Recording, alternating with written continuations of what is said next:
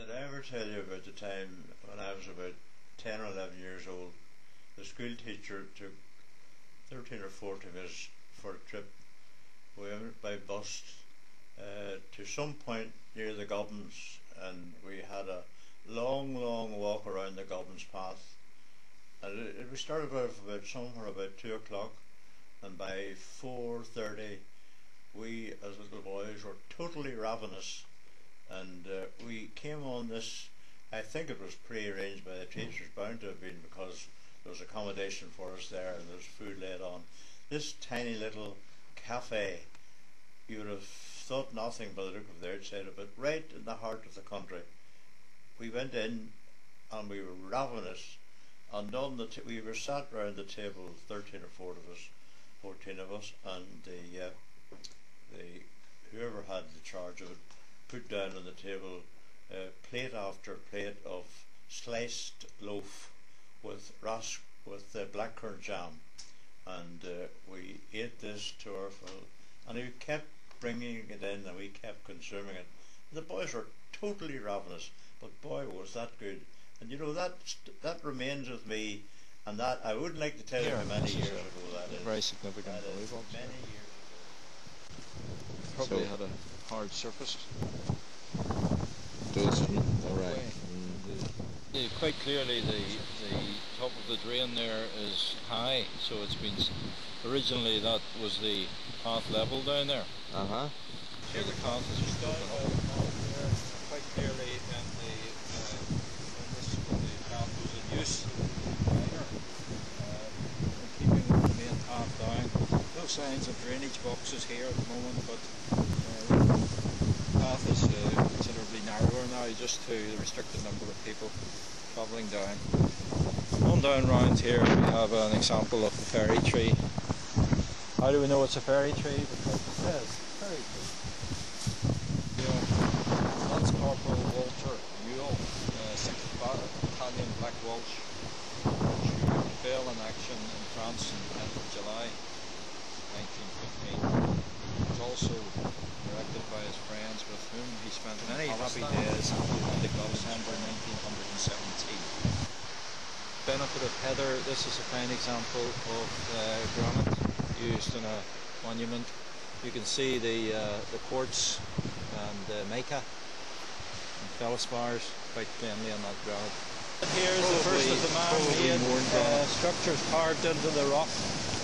We have 3 or 4 flights of steps here, which brought the good people up onto the higher level.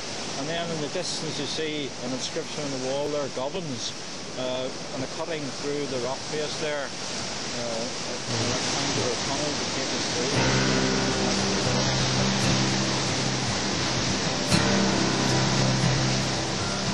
Still my heart and hold my tongue. I feel my time has come. Let me unlock the door. I could really remember, but I'm just thinking now, since Alan and you were there yesterday, and the student was there in that house, if he was told about it, he no doubt would ask how many years that would be. And if Dad was 14 when he went there, that is 70 years ago. Here. Yes, You're that not is 70 disclosed. years ago. That's what you can say, age not disclosed. No, that is true, and I am sure that chap in that little house would be most interested to hear all that.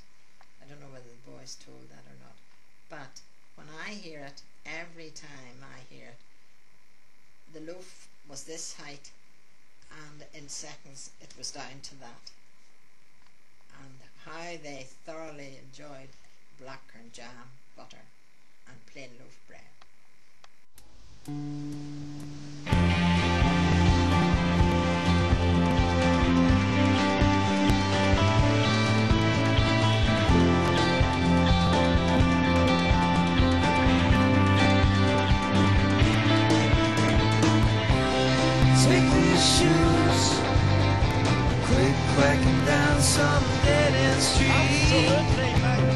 Take these shoes and make them free.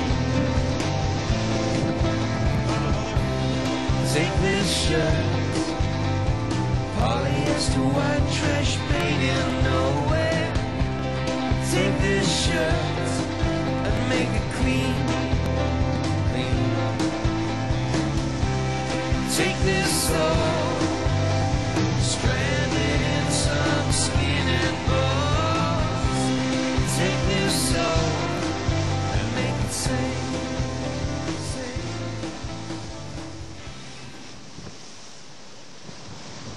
We're now at the first bridge sighting. One of the bridges looks reasonable intact, the other looks a bit precarious there. Both reinforced concrete bridges with people are hand drilling. Just at this side we've got a rope. Now, how on earth the good folks got across here the old days, I don't know. I'm sure they didn't use the rope, but we're not going to go across it today anyway. There must have been some sort of a platform across this particular ravine here. Round the corner you see a bit more concrete structure, probably a raised walkway around there. I'm afraid we're going to have to terminate our exploration today due to the weather. Perhaps a better day we'll come back again and see if we can get across there.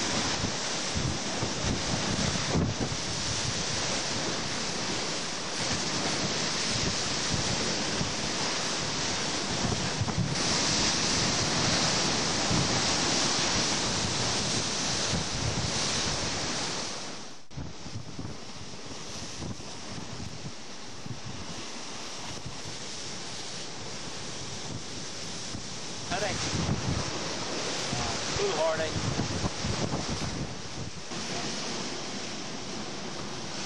When I was joking when I was talking about loads.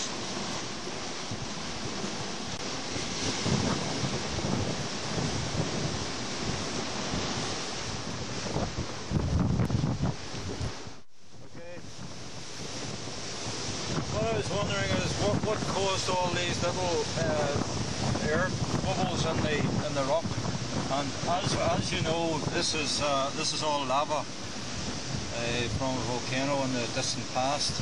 And what seems to have happened here is the lava has solidified around shells in the strata, and these shells have been contained within it. And as the surface of the rock then wears away, the shells are exposed, leaving these voids.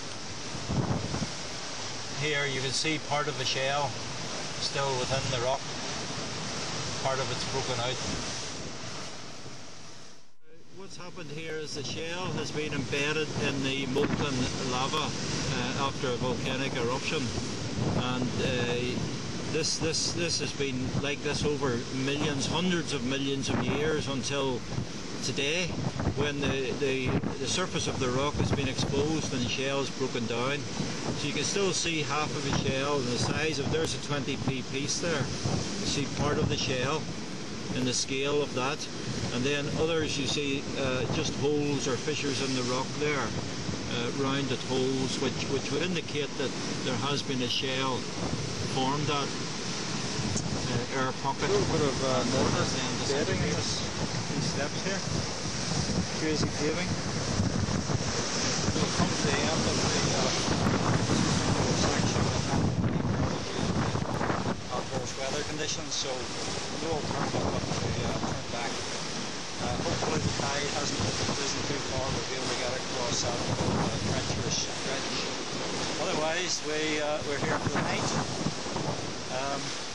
Okay, all I can say is good luck. See you at the other side. The bus, and from bus to Islandmagee, I presume, and wherever the nearest point was to the Gobbins, was still quite a considerable walk. We must have had to walk at least 3 miles or 4 miles, and then that back again. Certainly was good exercise for little legs. That's why we're as healthy as we are these days. And the wheels just keep on turning. The drummer begins to drum. I don't know which way I'm going. I don't know which way I've come.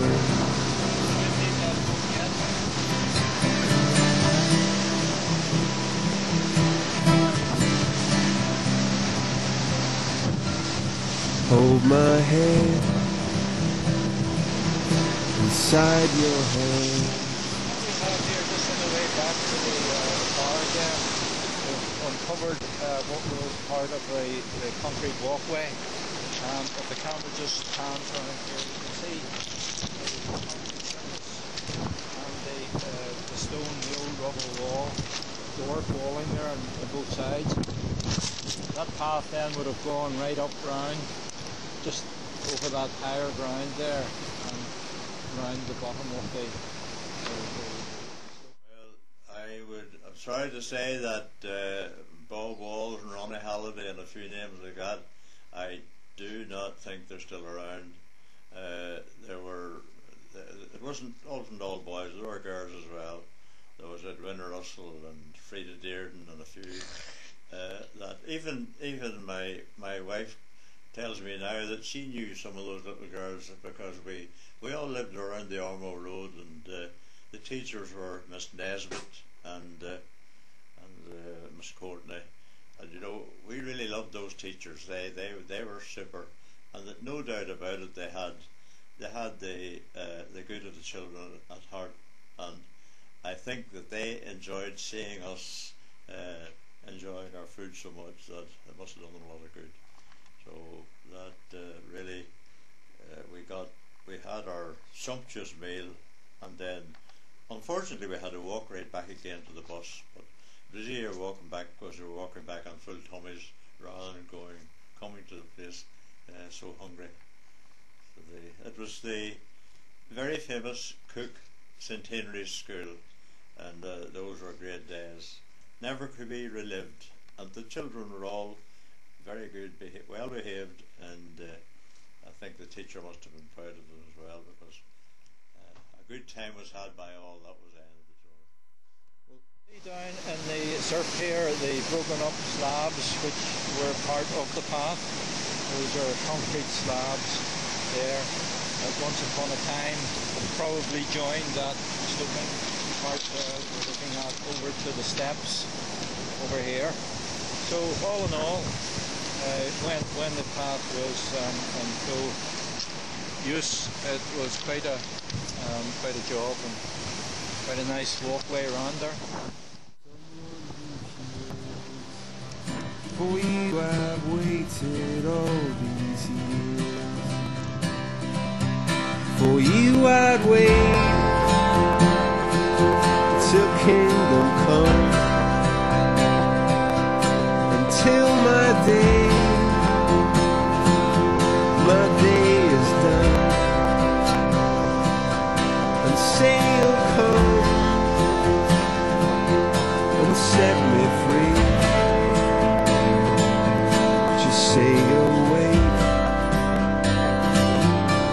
wait for me.